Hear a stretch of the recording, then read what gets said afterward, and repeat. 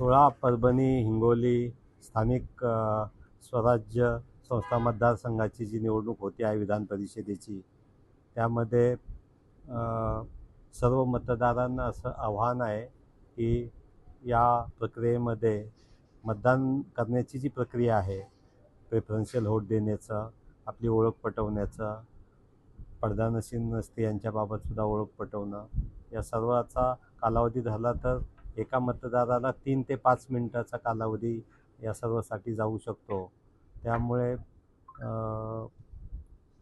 लवकरात लवकर येऊन मतदारांनी मतदान करावं असे प्रशासनाच्या वतीने निवडणूक निर्णय अधिकारी म्हणून माझं आवाहन राहील.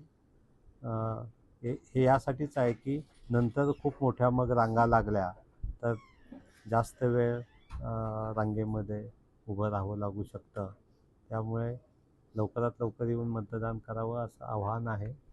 आणि आलेला 4 वाजेपर्यंतचा शेवटचा जो मतदार आहे त्या सर्वांना मतदान करण्याची व्यवस्था नक्कीच आहे, परंतु जास्त वेळ वेटिंगमध्ये रांगेमध्ये उभं राहायला लागू नये यासाठी आव्हान हेच आहे की वेळेत येऊन सर्व मतदारांनी आपला मतदानाचा पवित्र हक्क बजवावा.